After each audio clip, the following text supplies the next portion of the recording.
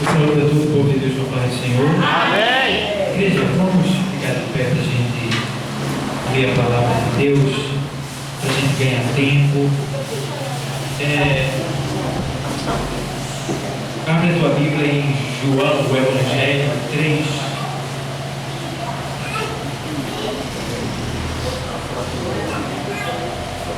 Glória a Deus. Jesus, meu Rei, Mestre Senhor, o teu amor revela-me enquanto eu aqui viver, até eu ver a vida. Revela a nós, Senhor, Jesus, meu Salvador, as maravilhas do teu divino amor, e converás com fervente gratidão. Eleva-te, Jesus, Senhor, o nosso coração. Amém. Glória a Deus, aleluia.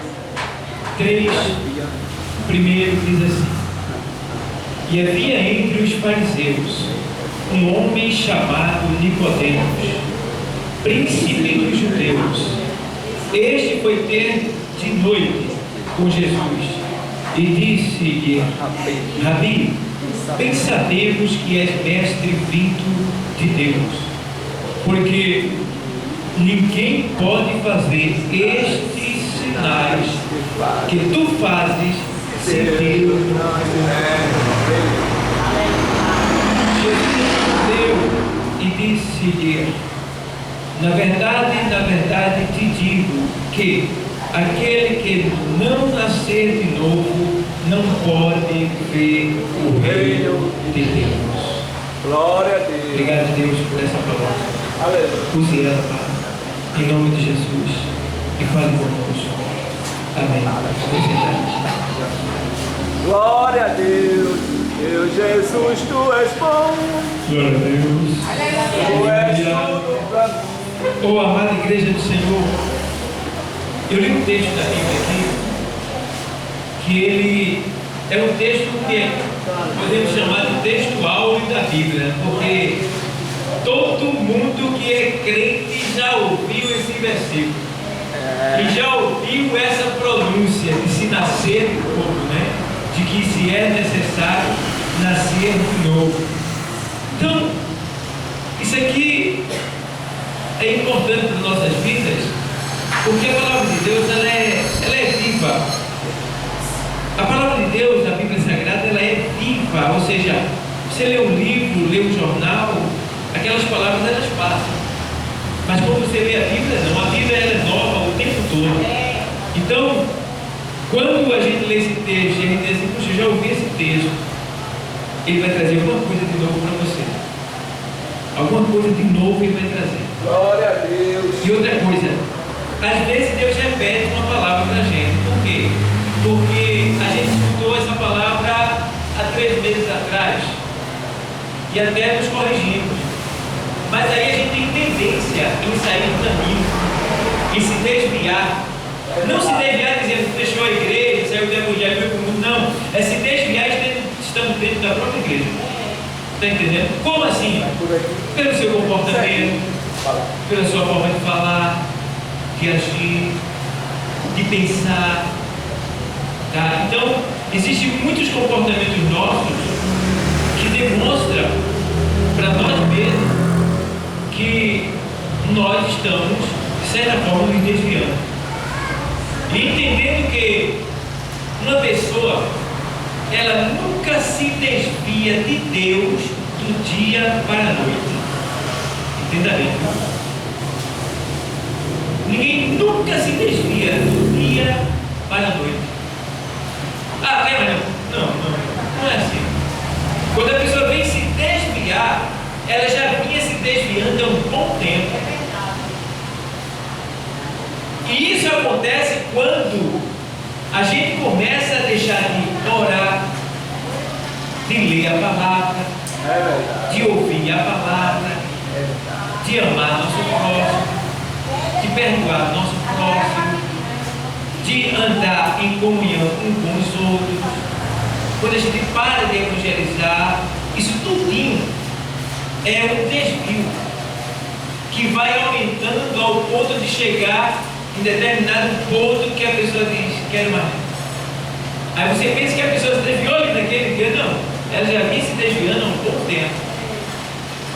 Então, para que isso não venha acontecer comigo e nem com você, é necessário que a gente esteja se autoavaliando, se autoexaminando e vendo como é que nós estamos diante da presença de Deus. Primeiro de Deus e depois do nosso próximo. O Senhor usa o apóstolo Paulo escrevendo a Timóteo dizendo que nós devemos nos apresentar diante de Deus como obreiros que não têm do que se envergonhar. Então, entendemos que Paulo está mandando que a gente se apresente primeiro diante de Deus. Está entendendo?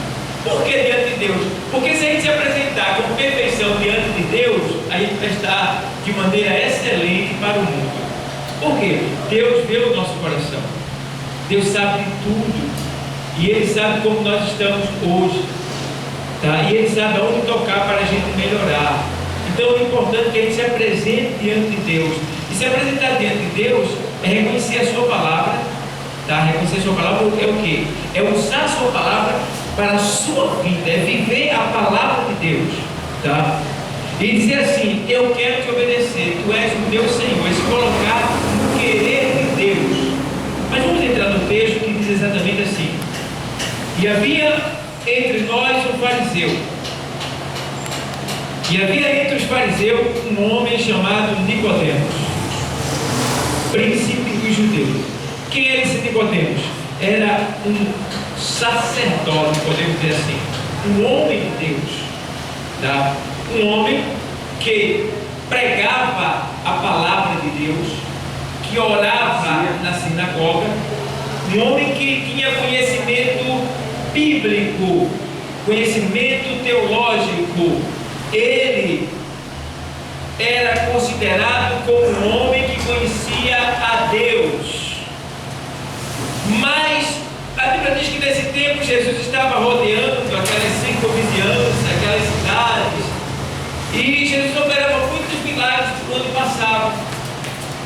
E esse Nicodemos fazia parte do Sinédrio, que era um tribunal religioso que consistia de 71 homens, 70 juízes e um sumo sacerdote, que era o juiz presidente.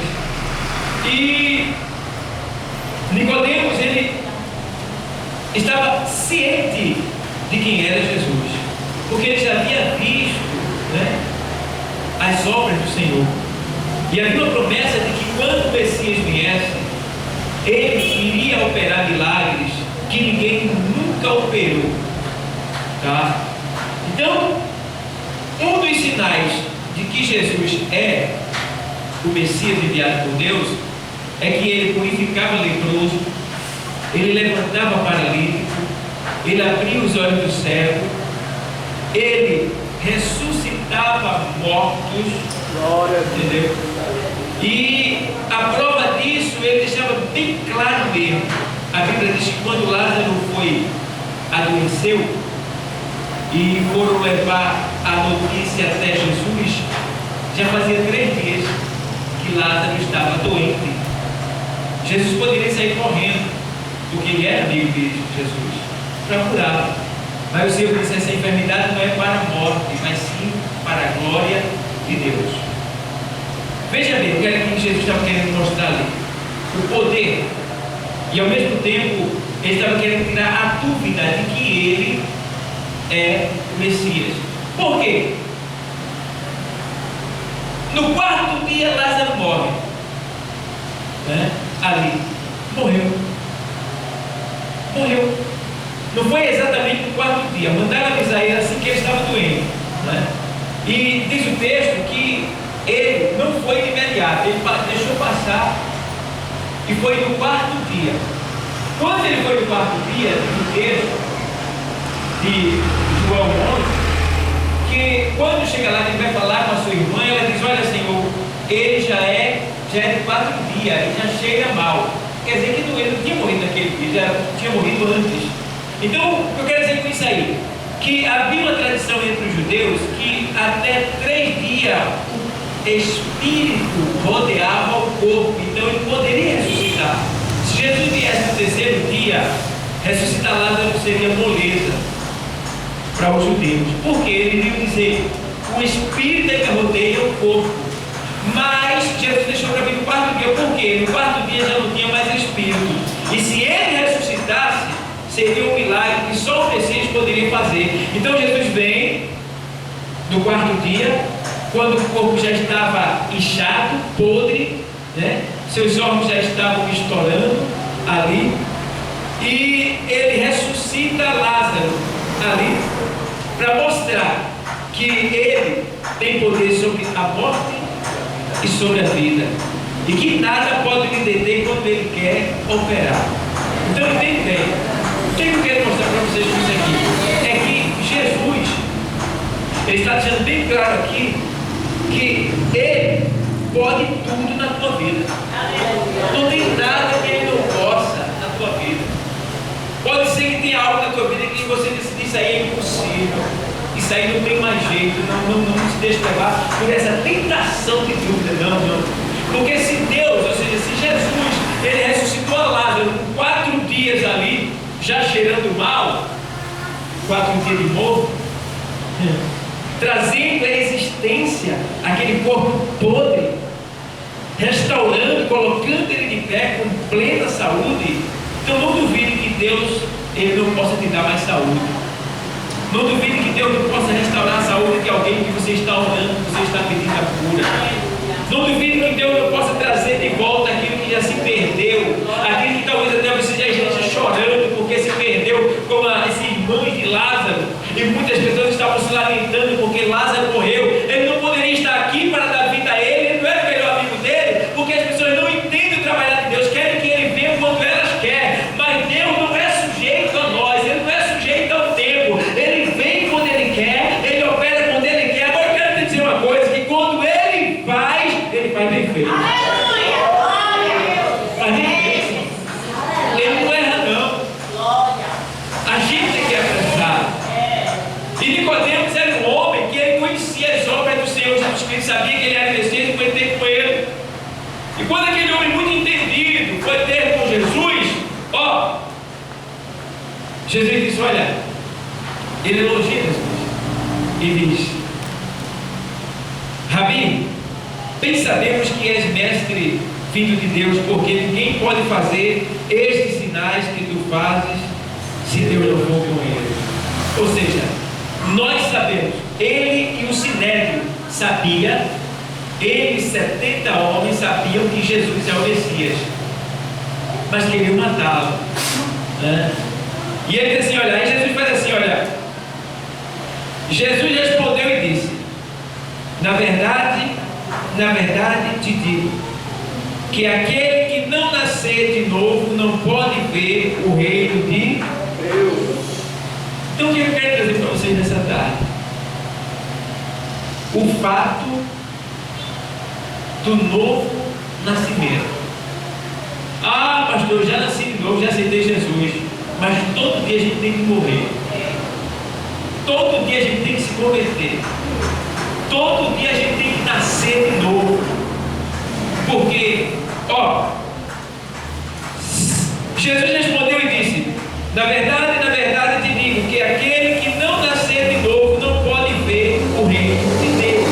Veja lá em Mateus 18:3, para você só ter uma ideia. O que é esse nascer que o Senhor Jesus estava falando para Nicodemos? 18:3. Veja o que Deus quer falar para nós nessa tarde. 18:3 do Evangelho escrito por Mateus. E disse: em verdade vos digo que se não vos converterdes e não vos fizerdes como uma como crianças, de modo algum entrareis no reino dos céus. Está entendendo?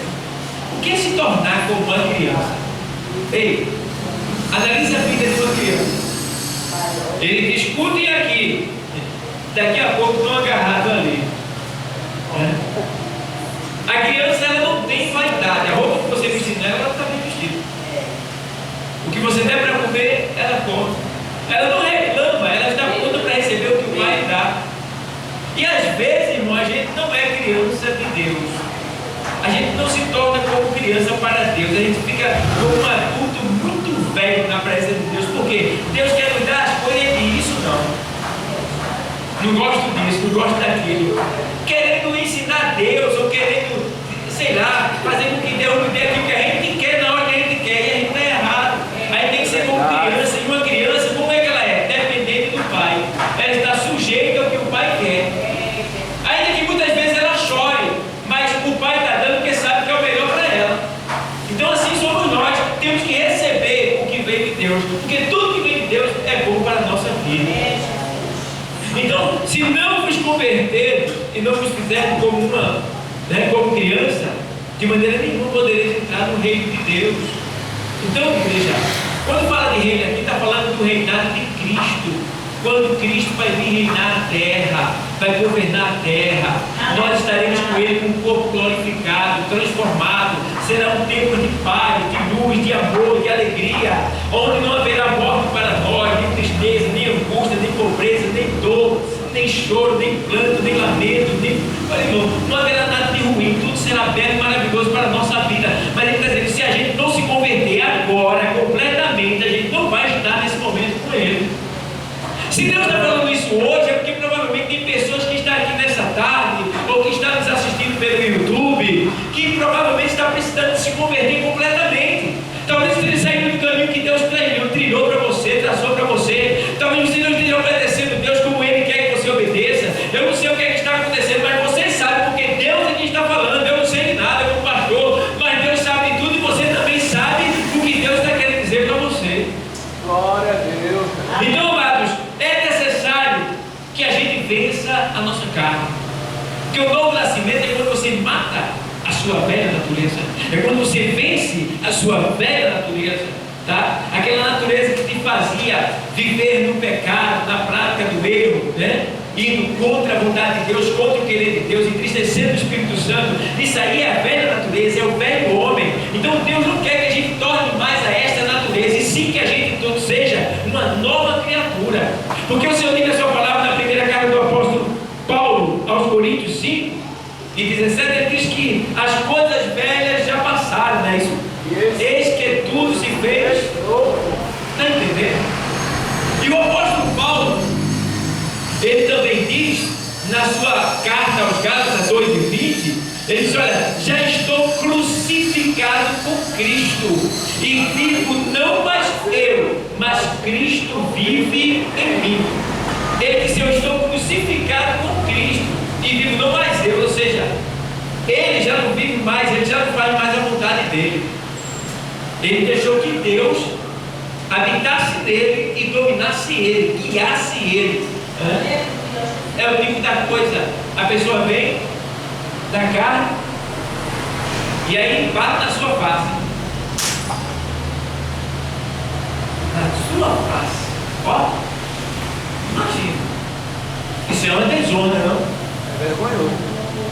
Isso é uma desonra. E ainda mais pessoas viram. Imagina. E aí? O que é que você deve fazer no momento? Como você deve se comportar? O certo é, eu vou fazer o que Cristo faria estando no meu lugar. O que foi que Jesus fez quando ele bateu na face? Do outro lado da face. E aí? O que é que dói mais? É virar o outro lado, oferecer o outro lado, ou partir para cima e vai ser pior? Melhor dar o outro lado. E dar o outro lado não é você dar uma de bobô e dizer assim, ó, tu bateu aqui, foi, agora faz aqui também, vai. Não tem nada a Literalmente, Jesus está querendo dizer isso mesmo. Ofereça-lhe a outra face. Mas a outra face também é você deixar para lá, é você virar as costas, é você ir embora, é você perdoar. A outra face do mal é o quê? Não do mal. Mas qual é a outra face quando alguém te faz o mal? O bem. Tá? E o próprio Senhor diz que quando alguém te faz mal e tu faz o bem a esta pessoa, tu estás colocando brasa de fogo sobre a cabeça dessa pessoa. O que quer dizer isso aí? A pessoa vai ficar perturbada. Porque te fez o mal e tu está fazendo bem. Só que a gente muitas vezes não quer praticar esse mandamento do Senhor. E aí por causa disso a gente sofre. Porque a gente age com a carne, dando lugar à velha criatura, desagradando a Deus, entristecendo o Espírito Santo e trazendo sobre nós maldição. Mas aí Deus está falando hoje para nos orientar, para que a gente esteja sempre preparado, porque caso isso não aconteceu, vai orando para que não aconteça. Mas se acontecer, age conforme a palavra, porque aí você vai estar agradando a Deus. E com certeza, irmão, quem agrada a Deus recebe galardão da parte dele, recebe bênçãos especial da parte dele. Olha, irmão, a gente vê que o novo nascimento é essencial para a nossa vida. Aos Romanos 8, vamos lá, 8, 7 e 8. A necessidade do novo nascimento é absoluta, irmão. Aos Romanos 8, vamos lá, 8, 7 e 8 diz assim: porquanto a inclinação da carne é inimizade contra Deus, pois não é sujeita à lei de Deus, nem em verdade o pode ser. Quer dizer isso aí?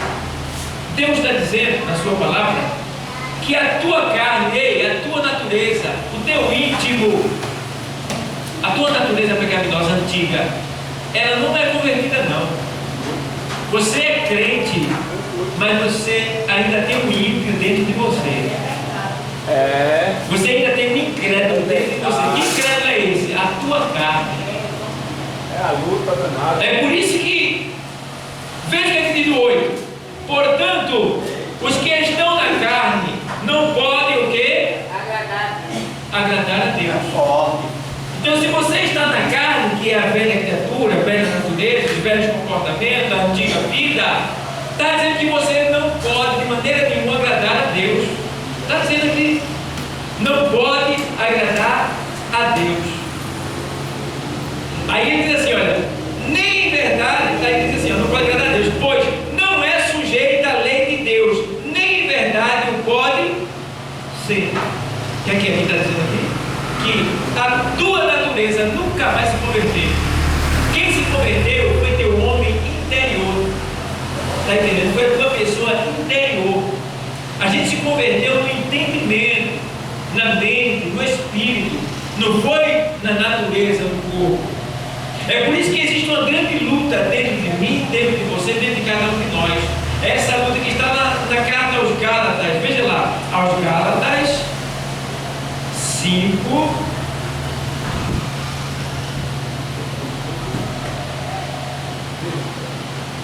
aos Gálatas 5, 16 e 17.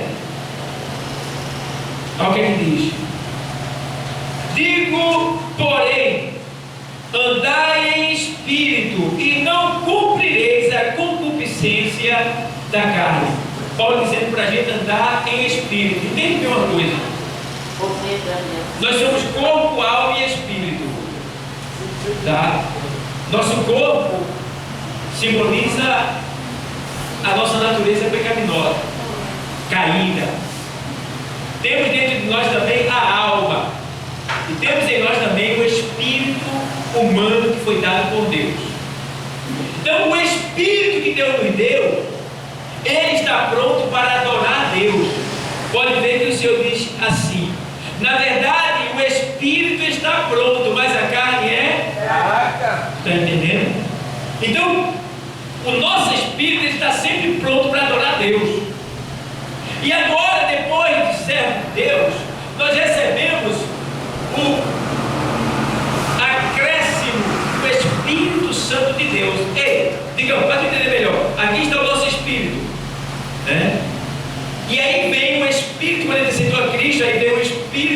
Deus se uniu ao nosso espírito, ele ficou mais forte.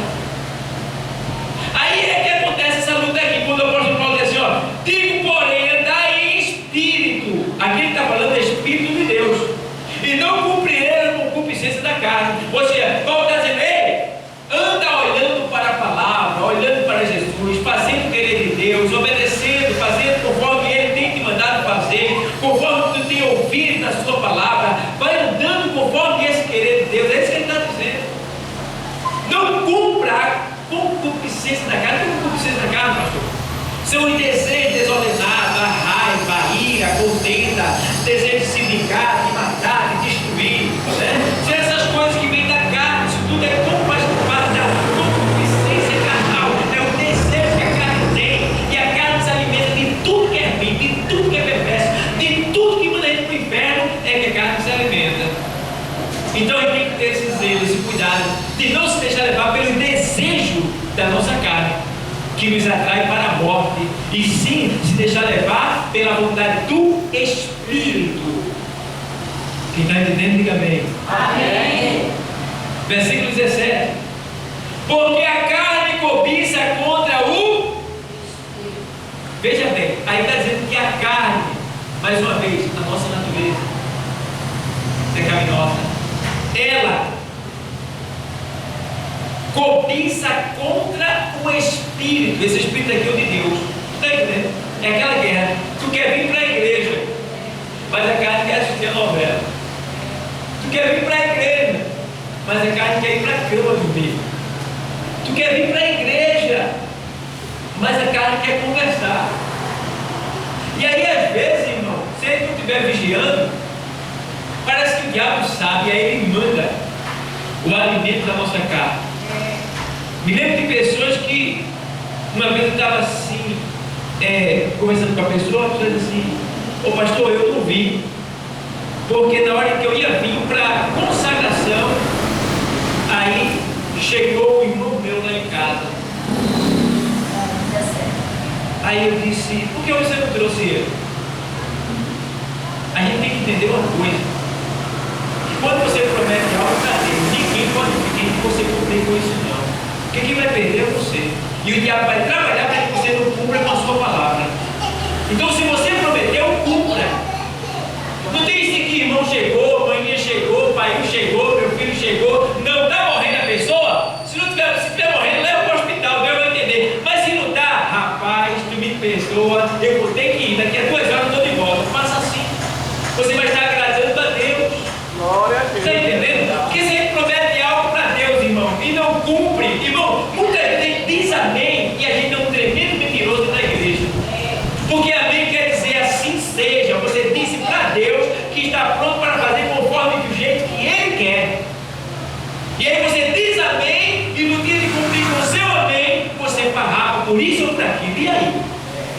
Aí para ele ver que a gente está errado e a gente está sob condenação, a gente vai ver agora lá em Eclesiastes 5. Vamos para lá. Só para você ter mais cuidado com o que você fala diante de Deus. Vê bem, tenha muito cuidado, em nome de Jesus Cristo, cuidado.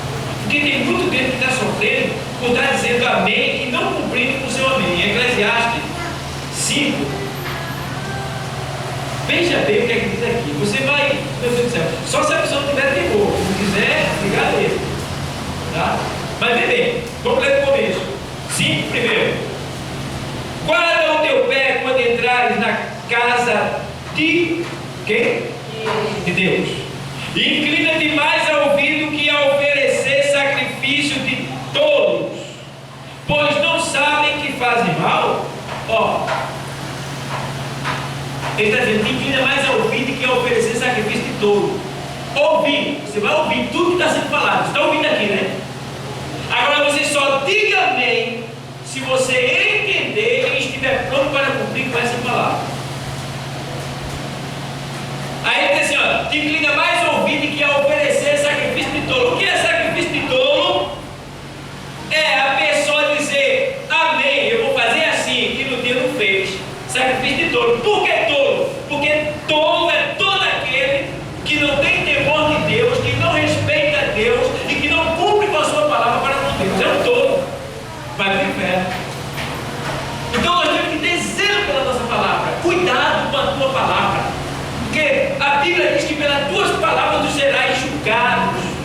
ou seja, serás justificado, e pelas tuas palavras serás condenado. Então a gente tem que ter cuidado com a nossa palavra. É ela que nos justifica e ela que nos condena. Vamos ler mais aqui. Vê bem. Não te precipite com a tua o quê? Boca. Com a tua o quê? Boca. Com a tua boca.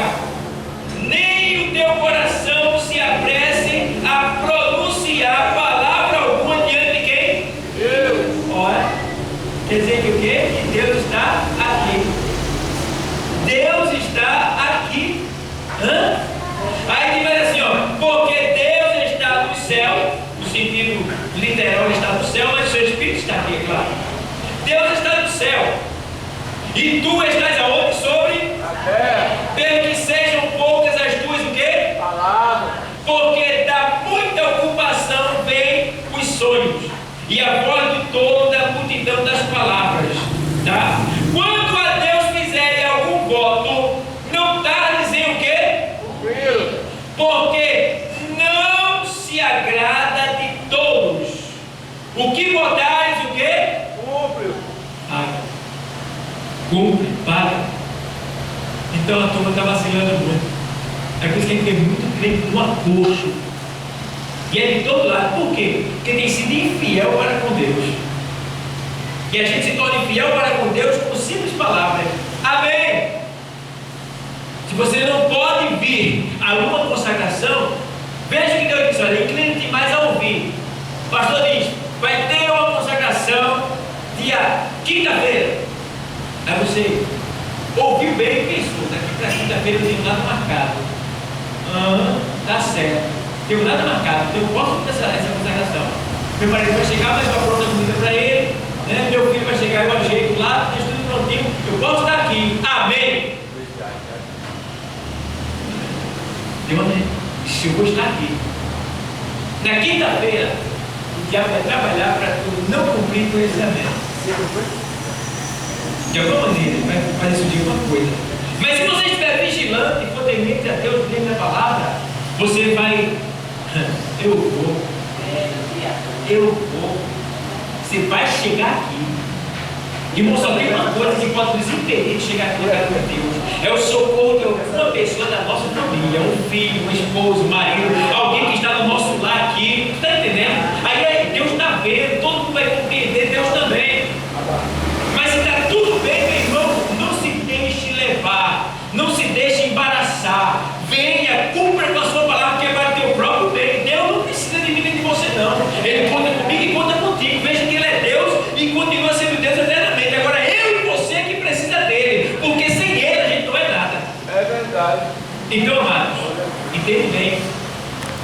Ó, ele diz: melhor é que não vote do que votes e não pare. Então, o simples também que sai da sua boca é o voto que você fez. Não, você sai bonita foto. Então, pense direitinho, tá? Antes de dizer uma vez, escuta a palavra todinha e analise. Vem dizer, amém, irmão? Amém, amém. Ai, quando que eu arrego, você até quer dizer amém. Amém, não, irmão. Você tem que analisar por que você está dizendo amém. Veja o que o apóstolo Paulo diz lá na carta aos Romanos 12. Vamos para lá? Na carta aos Romanos 12. Veja como é importante a gente analisar o que a gente vai falar. A gente tem que estar ligado em tudo que está saindo. Aos Romanos 12, primeiro. Veja o que ele diz.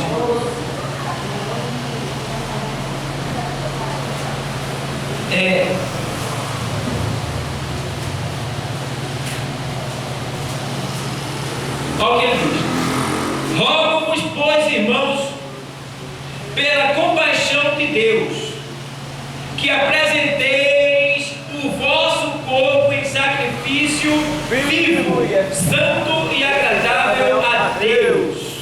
Que é o quê? Nosso sacrifício. O vosso culto, o sacrifício racional. Ei, racional. Paulo está dizendo, ei, irmão, quando tu entrar na igreja, fica atento para o que está saindo, vigia, analisa, letra, palavra por palavra. Isso chama-se culto racional. Está entendendo? Ele está rogando. Por quê? Paulo sabia que tinha gente que vinha para a igreja conversar, falar da vida dos outros, outro vinha cochilar. Irmão, um cochilo ou outro pode acontecer. Tem dia que está tão cansado que toma vaga no banco mesmo. Mas eu conheço pessoas que vêm para a igreja, todo dia que vem dorme. Aí já não é mais normal. Tem alguma coisa errada. E a questão é espiritual, não é mais cansaço, é espiritual. Aí você vai ter que orar, vai ter que se mover para resolver essa situação. Para que quando você chega aqui, você preste um sacrifício racional e vivo, santo e agradável a Deus. Porque se a pessoa dormiu, não viu nada, não foi um sacrifício vivo, nem foi um sacrifício racional e nem foi agradável a Deus. Agora, se você vem estar atento, aí você está prestando um sacrifício ali, ó, a Deus, racional, vivo, santo, puro e agradável a Deus, porque você está atento, está olhando. Então ele diz: rogo-vos, pois, irmão, pela compaixão de Deus, que apresenteis o vosso corpo em sacrifício vivo, santo e agradável a Deus, que é o vosso culto racional. Então, o culto racional é quando você está atento a tudo que está saindo, analisando ponto por ponto. Aí a gente volta para o texto antigo, que a gente não pode estar dizendo amém por qualquer coisa, de todo jeito, no incentivo, né? No banco, né? Amém, amém, amém, amém, amém, amém. Tu vai dar conta do amém. Tu vai dar conta do amém que tu diz.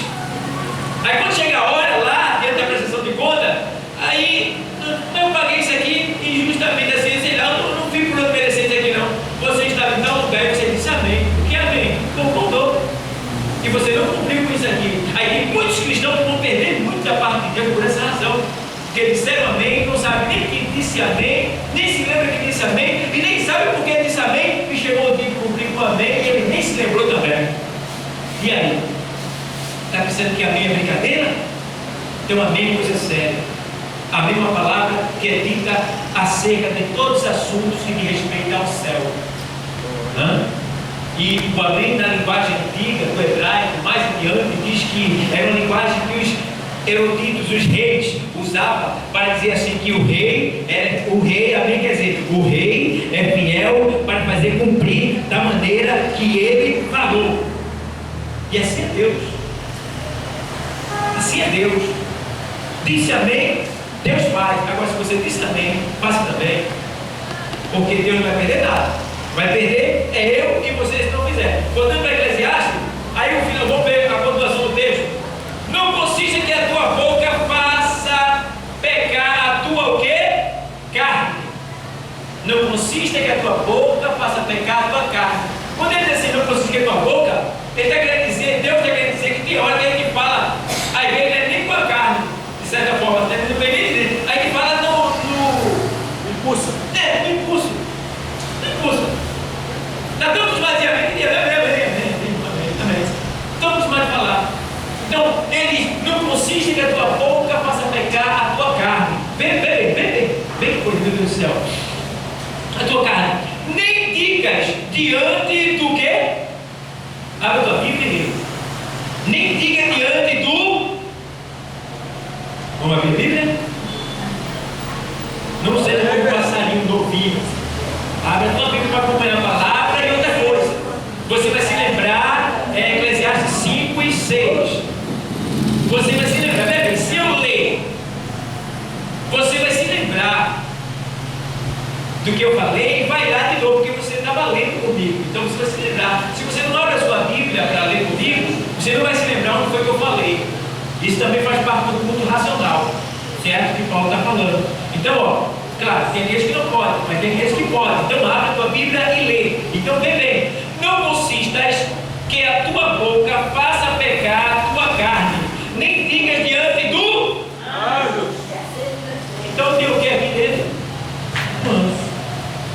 Um anjo que está apanhando todas as palavras que são ditas nesse lugar para levar para o pai. Você está dentro? Diante do anjo, que foi erro. Por que razão se iraria Deus contra a tua voz? Deus se ira, está vendo? Está vendo Deus dizendo aí? Que ele se ira quando você fala coisas que não pode cumprir. Então só prometa o que você pode dar, só faça o que você tem força para realizar. Só prometa fazer o que você tem força para realizar. nada, não prometa nada que você não possa fazer. Então, ó, ele diz mais assim, ó, contra a tua voz, de sorte que destruísse a obra das tuas mãos. Ou seja, você poderia ter escapado, ter deixado de pecar contra Deus, mas você destruiu a obra que estava nas suas mãos. Deus colocou e você poderia decidir, não, eu não vou fazer agora não, porque eu não vou poder dar conta. Tudo bem, mas você diz amém, aquela obra ficou exposto a você no sentido espiritual, ficou para você resolver aquela situação, mas aí você não resolveu, então você destruiu em vez de construir. Então vamos ficar atentos, tá? Para que em nenhum momento a nossa carne venha nos fazer perder a oportunidade de adorar, de servir a Deus. Irmão, é muito importante o novo nascimento, tá? Então, olha, ele faz aqui assim, ó, o nosso homem interior está morto em ofensas e pecados.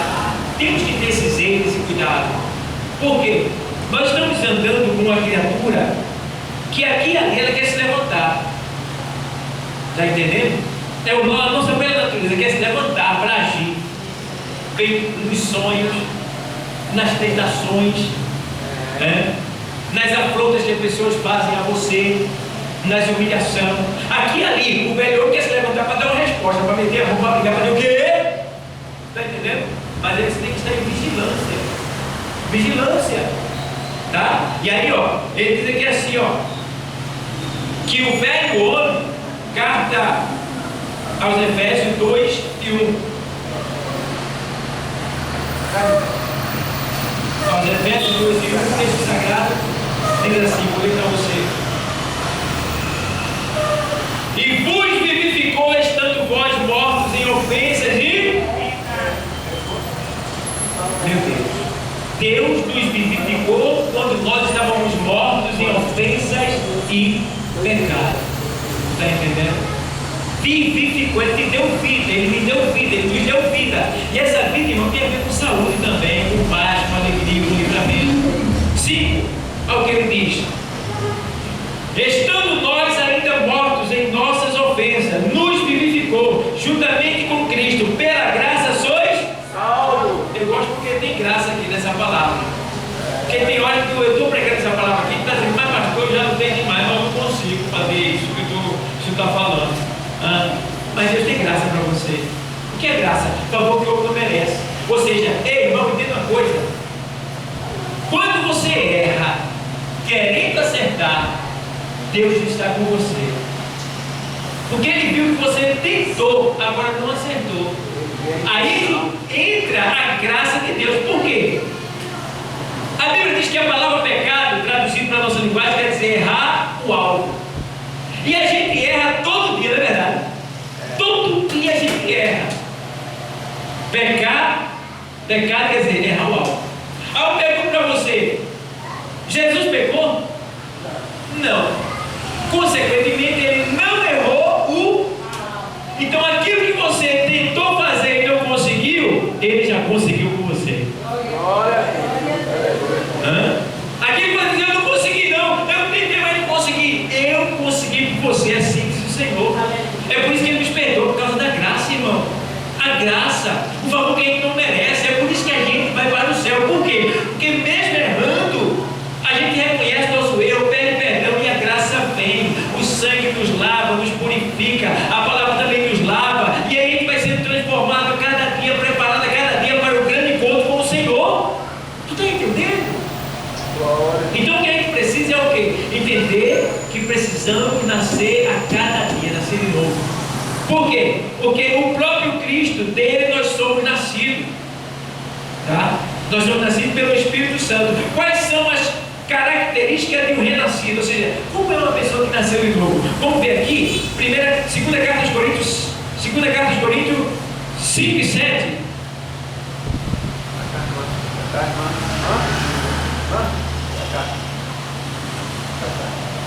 O texto diz assim, vou ler para você, 5 e 7 da segunda carta aos Coríntios. Porque andamos, é isso mesmo? É aqui, segunda carta aos Coríntios, aqui. Porque andamos por fé e não por vista. As características que nasceu nascer de novo. Ei, não precisa ver para crer. Essa pessoa crê para poder ver. Glória a Deus. A pessoa não vive andando pelo que está vendo, que nem assim, eu não estou vendo Deus operar na minha vida, eu não estou vendo Deus fazer. Deus tem um tempo de consumar a obra na tua vida. Agora não quer dizer que a consumação da obra que Ele está fazendo na tua vida não é obrigado você ver, não.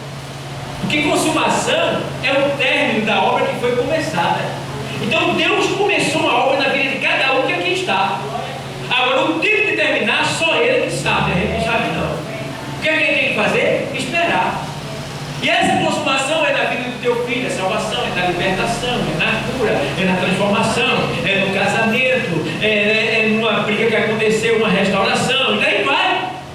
Então Deus está trabalhando na vida de cada um aqui, agora a gente não está vendo. Por quê? A gente tem que entender que Ele deve andar por vista, Ele não está vendo com os olhos carnal. Mas se você olhar pelos olhos da fé, você vai ver que Deus está trabalhando na sua vida. Você vai ver as ações de Deus na sua vida. Você vai ver que alguma coisa diferente está acontecendo na sua vida. É só uma questão de você querer ver e de querer acreditar e de ter fé, tá certo? Porque a fé, ela é um olho que nos faz ver o invisível. Então, se você não tiver fé, você não vai ver nada. Então, é necessário que se tenha fé, porque a Bíblia diz que sem fé é impossível agradar a Deus. E a Bíblia diz também que é necessário que todo aquele que se aproxima dele creia que ele é galardoador daqueles que o buscam. Ele é presenteador, ele presenteia você quando você busca ele. Então, amados, nessa tarde, Deus quer que a gente seja uma nova criatura. Só para terminar, 2 de Gálatas, eu já falei, mas eu vou ler agora.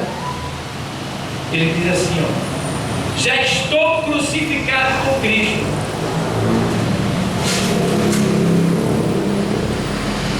Já não viu mais cedo. E já estou crucificado com Cristo. E vivo não mais eu, mas Cristo vive em mim.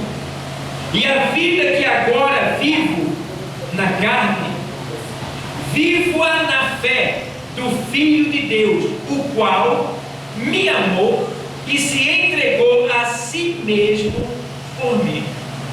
Então, Paulo estava dizendo aqui que a vida que ele estava levando agora era uma vida voltada completamente para Deus, tá? Ele estava dizendo assim, olha, primeiro lugar da minha vida é dele. Será que você já deu o primeiro lugar da sua vida para ele? Se não deu, dê hoje. Como é que eu dou, pastor? Comece a colocar, tá, na sua vida as coisas que Deus quer que aconteça. Por exemplo, você é crente, vem à igreja. Você é crente, não deixe de orar não. Você é crente, jejue. Você é crente, ame. Você é crente, não se escandalize não. Não fale da vida alheia. Não entre em conversações que não agradam a Deus. Você é cristão, comece a servir, comece a evangelizar, comece a amar, comece a perdoar, comece a viver a vida que Cristo viveu. É isso que Paulo estava dizendo, olha, eu já não vivo mais não, é Ele que vive em mim. Então Paulo estava dizendo, ó, eu já não ando, eu já não falo, eu já não vivo, tudo é Ele em mim. Então deixe Deus habitar em você completamente, 100%. E aí eu digo para você, olha, ele diz, buscai em primeiro lugar o reino de Deus e a sua justiça, e as demais coisas vos serão acrescentadas. Ele está dizendo, bota em primeiro lugar as minhas coisas na tua vida e não te preocupa, porque o que tu precisar eu vou te dar. Essa é a promessa de Deus, para a gente colocar em primeiro lugar Ele. E aí não se preocupe, que o que faltar para você, Ele vai suprir a necessidade, Ele vai te dar, porque Ele é Deus. Que Deus continue abençoando a todos. Vamos ficar de pé e vamos. Tem uma irmã aqui, eu quero chamar ela aqui na frente, por gentileza.